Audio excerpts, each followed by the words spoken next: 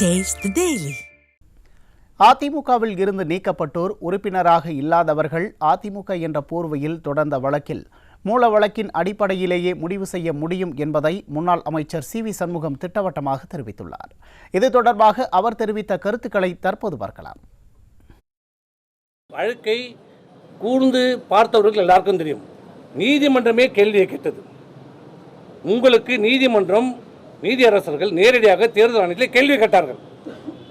உங்களுக்கு உள்கட்சி விஷயங்களிலே தலையிடுவதற்கு உங்களுக்கு அதிகாரம் உண்டா இல்லையா சொல்லுங்க.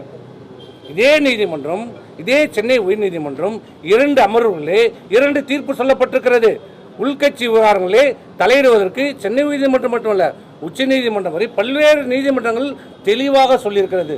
உள்கட்சி விஷயங்களிலே தலையிடுவதற்கு தேர்தல் ஆணையத்திற்கு அதிகாரம் இல்லை என்ற கேள்வியை நீதியரசர்கள் கேட்டபோது, ஆமாம், உள்கட்சி விஷயங்களே தலையிடுவதற்கு எங்களுக்கு அதிகாரம் இல்லை என்பதை தெல்ல தெளிவாக நீதிமன்றத்தில் தேர்தல் ஆணையம் ஒத்துக்கொண்டு விட்டது. அது மட்டுமல்ல, நீங்கள் கேட்கிற இந்த வழக்கு இந்த வழக்கிற்கும் தேர்தல் ஆணையம் நீதிமன்றத்தில் சொன்ன வாதம் என்ன தெரியுமா? நாங்கள் மனுதாரராக நினைத்து கொண்டிருக்கிறார். நாங்கள் இப்படி எடுத்துருவோம், அப்படி நாங்கள் இந்த வழக்கு ஏற்கனவே சென்னை உயர்நீதிமன்றத்திலே நிலுவையில் இருக்கிறது.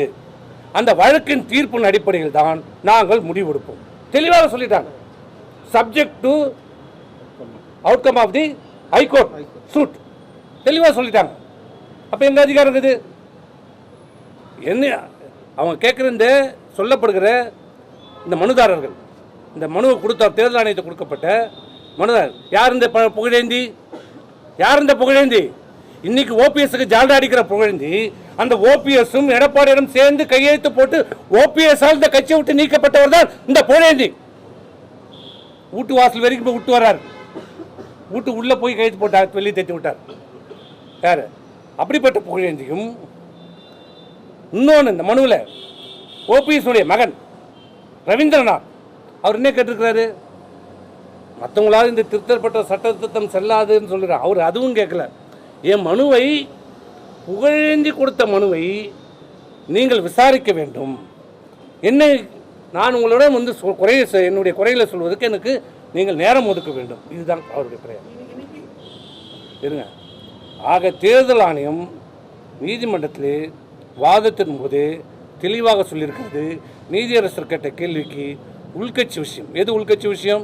ஒரு கட்சியில் ஏற்படுகின்ற மாற்றங்கள். அவங்க என்ன கேட்குறாங்க?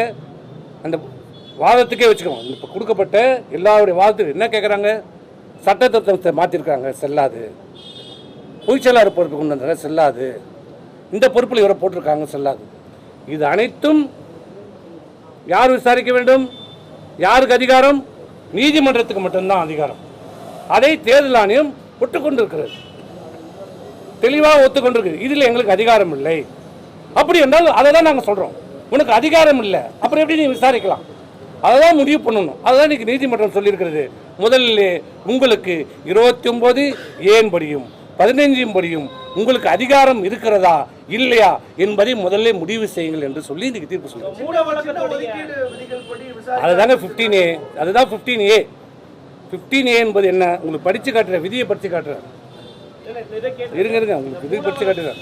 மூல வழக்குடைய தீர்ப்பின் அடிப்படையில் தான் தேர்தல் ஆணையம் இதை விசாரிக்க முடியும் அப்படின்றத நம்ம எடுத்துக்கணும். மூல வழக்குலங்க, மூல வழக்கு ஏற்கனவே இந்த இயக்கத்திலே கொண்டு வரப்பட்ட சட்ட திருத்தங்கள் அந்த விதிமுறைகளை செல்லாது என்று சொல்லி தடை உத்தரவு கேட்டு ஓபிஎஸ் அவர்கள், வைத்திலிங்கம் அவர்கள், மனோஜ் பாண்டியன் அவர்கள், ஜேசிடி பிரபாகரன் 4 பேர் வழக்கு தொடர்ந்துருக்கிறாங்க.